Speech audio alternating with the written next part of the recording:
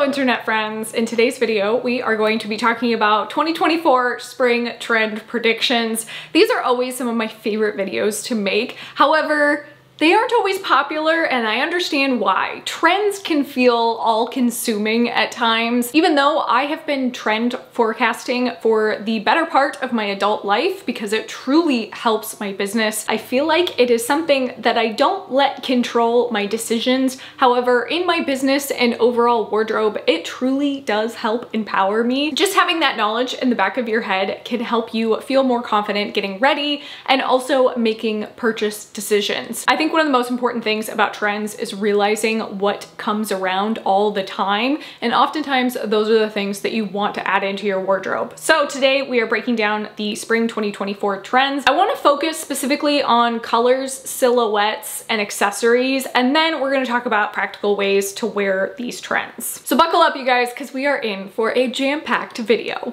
Now, Pantone ruled peach fuzz as 2024's color of the year. I think this threw a lot of people off because peach fuzz is not really the easiest color tone to style. I have been doing so much of a deep dive into color theory, and I'm really trying to learn more and more how to utilize color theory in my wardrobe. Using some of these guides can really empower you to put together outfits that feel practical and long-lasting. According to Pantone's website, the ideal colors for spring 2024 is Rubio's Tea, Orangeade, Watercress, Desert Flower, Chambray Blue, and Pastel Lilac. The really nice thing about a lot of these colors is they are so complementary of each other, and if you stick in this wheelhouse of color tones, you can really create some epic outfits. Chambray Blue and Watercress, perfect combination. Orangeade and Desert Flower, oh my gosh, that's my personal favorite. I absolutely love that combination. I think those looks are so powerful. They command a presence, and those color tones together just look so rich. Now let's talk about the silhouettes that I am seeing all across the runway. This is my personal favorite. I absolutely love this part of deep diving into trend predictions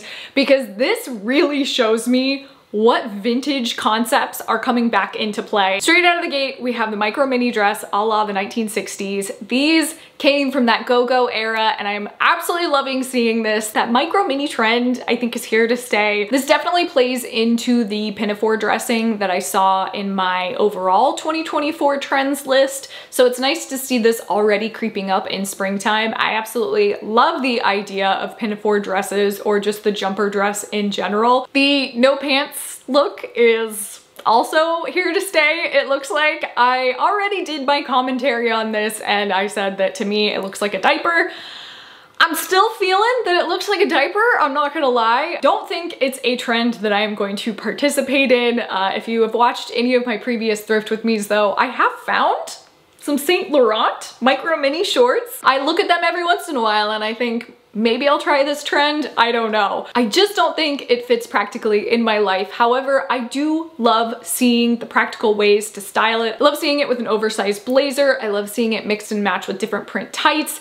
It is a look that I think eventually I could get behind. Do I think I see myself wearing this in public? No. Not really my style, but that's okay. That's the fun part about trend predictions and trend forecasting, is you can pick and choose what works for you. 3D florals is another trend that I am seeing everywhere. I think it's kind of interesting that it started with the neckline. We saw all of these 3D floral chokers. Now you're starting to see it in prints, in crochet, you name it, 3D florals seems to be everywhere. Now, of course, there's always the commentary that like florals, groundbreaking. Florals for spring, groundbreaking. I do think finding those exaggerated florals is the way to go this season, and I am absolutely loving that trend. This is another one that, as a vintage fashion lover, I am so excited to see on this list, but that is jumpsuits. And when I think of jumpsuits, I think of really fun palazzo pant, wide leg jumpsuits. Now you're seeing every iteration of this across the board. I do think we're seeing a lot of inspiration from the 70s and the 80s for this jumpsuit trend. Suiting is still going strong, and I absolutely love seeing this. I think we are at a point in time finally where the sweatpants are starting to disappear from our wardrobes, and we are going into this like effortlessly polished look.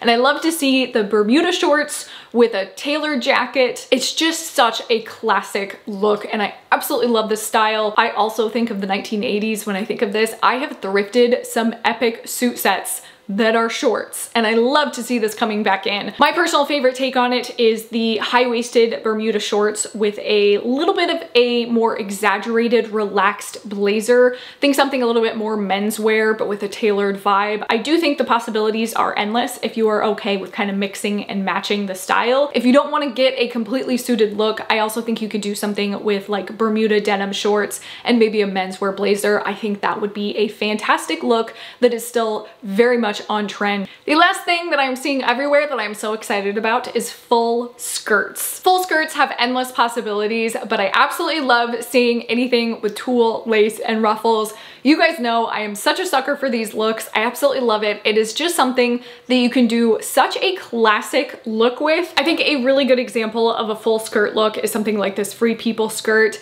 I love that this has a very much evening wear look to it. And I think something like this with kind of that metallic sheen, and we're gonna get into that in just a minute, that metallic look and the evening wear style I think can so easily be dressed down and brought into a daytime wear look with maybe an oversized t-shirt, think like a vintage band tee. Let's move from silhouettes into practical ways to wear these looks, because I think sometimes when you look at the runway, you think, okay, that's cool, but like I'm never gonna wear that in real life. So let's break down some of these trends that I'm seeing everywhere and how you can wear them practically. The 90s minimalism trend is obviously here to stay. I think I have legit been talking about it for the last 5 years straight. So hopefully by now you already have pieces in your wardrobe that you have figured out how to wear and make it make sense, so you don't feel like you have to run out and buy all of this new stuff to make this trend work. One piece of commentary that I will say though, if you're buying your minimalist pieces on somewhere like Amazon, like just think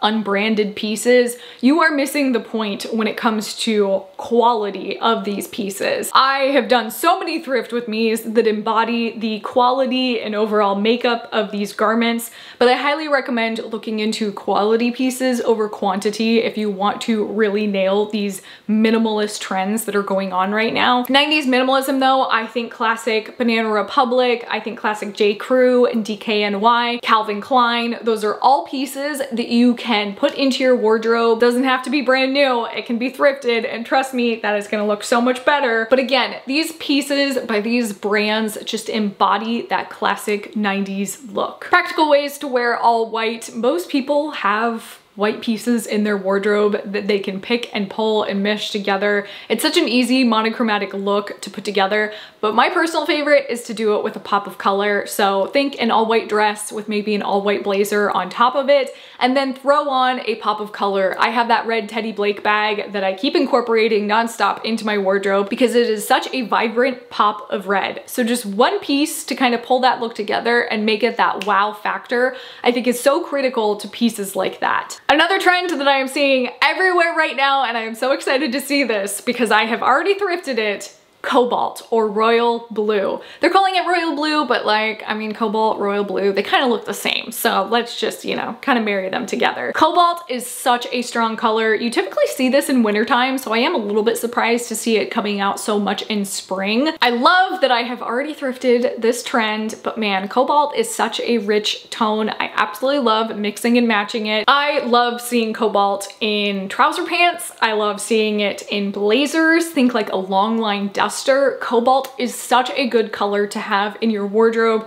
And don't think about it as something that you are getting specifically for spring 2024 trends. Know that cobalt is a color that is here to stay. It always goes in and out. I always see it on trend prediction lists, so I truly think royal blue / cobalt is something that you can always guarantee will be on the list. This is another one that I am so excited to see, but also so shocked to see because it's normally, again, a wintertime trend. Fair Isle print and just knitting in general. I absolutely love that this is really inserting itself back into the trend predictions. I think it has kind of come and gone over the last 10 years, but to see it in the last couple trend prediction lists makes me so excited because it is such a timeless look. Fair Isle print, again, is something that you can so easily thrift. I have thrifted so many different versions of it. And then just crochet knit in general. I just recently thrifted a poncho that I think is perfect from the 1970s that just embodies these current trends. That is one thing that I will always double down on. Adding vintage into your wardrobe is such a guilt-free to stay current and stay on trend, because oftentimes vintage is going to prove to be timeless. One trick to remember when shopping for Fair Isle knits is to try and make sure that it's not specific to winter time. Oftentimes you can get stuck in color tones or knitting that just looks like it's either a snowfall print or it only works during Christmas time. I always try and avoid picking up these pieces at the thrift store if I'm buying them for my business, because I know oftentimes they are stuck to just that one specific time frame. So I opt for colors that are a little bit more springtime-esque. A couple of my personal favorites, this J. Crew piece and this Anthropology piece. I think both of these pull in colors from the Pantone list that I have talked about, and they look like they can transition into any different season. Always keep that in mind when you're shopping for knitwear and Fair Isle. The very last piece is metallics. Now, I think when you see metallics all across the runway, it oftentimes is this bold avant-garde style trend that just feels so very much unwearable. A lot of times what you need to do is just think about muting down that trend and finding a different way to incorporate it into your wardrobe. My personal favorite would be something like these Bowden pants. They're a little bit more of a satin metallic, so they're not something that is bold and sharp of a metallic presence as what you see on the runways, which is so important to me because I really don't think I want to go out into the world looking like a sun visor. I also think different parts of metallic pops can be incorporated into a wardrobe. For instance, that ALC dress that I thrifted last video, I absolutely love the metallic lurex stitching on that. I have screamed from the rooftops the entirety of my YouTube career how much I love lurex. I think it is absolutely a beautiful, intricate piece to find in a wardrobe, and look no further than the 1970s to find a lot of lurex pieces. I think anything with a woven knit metallic is such a beautiful, rich look, and trust me, you're never going to regret adding something like that into your wardrobe. Last but not least, let's talk about the accessories. A few of these trends I have already touched on, so I do feel like I'm just repeating myself at this point. First off, tall socks. I think they're such a fun way to be playful with something like a midi skirt or Bermuda shorts. They just are such a good way to take a polished look and make them a little bit undone, in my opinion. I think summertime, we're gonna see more and more shorts with tall socks. So finding different ways to make that silhouette work with your body type. So whether it be Bermuda shorts and tall socks, or if you're a little bit more on the petite side, having tall socks and maybe a short mini skirt. There are so many different ways to incorporate tall socks into your wardrobe, but I think my personal favorite is ballet flats and tall socks, because you know what? They just make shoes that much more comfortable. Large bags, also another thing I've already touched on. Shout out to Carla Rockmore. I personally think she is who brought the large bags back into play with her launch of the sling bag. I love that style, and you know what? I am not gonna complain about the large bags coming back in because they are just so practical. Big gold earrings. I love this one too because I don't have my ears pierced, and what happens when you don't have your ears pierced? You wear clip-on earrings. Wearing earrings that big is just gonna stretch out your earlobe, so I highly recommend looking into clip-on earrings for this trend. When you think in terms of clip-ons though, I do think going the vintage route for this trend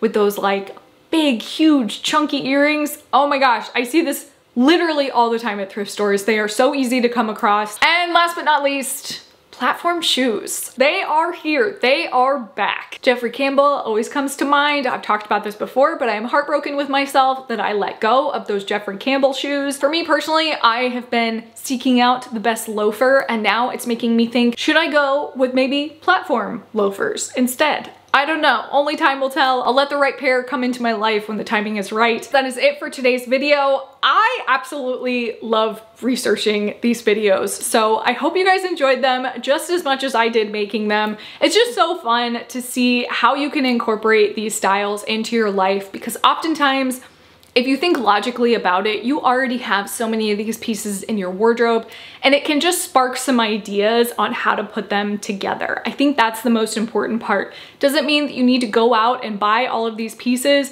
It just makes you think critically about your wardrobe and gives you the power to reinvent it with each season. I think that's the most important lesson that we can get from trend predictions. Thank you so much for watching. If you guys are new around here, I might have a couple extra videos for you right here, and I will see you in the next one. Bye.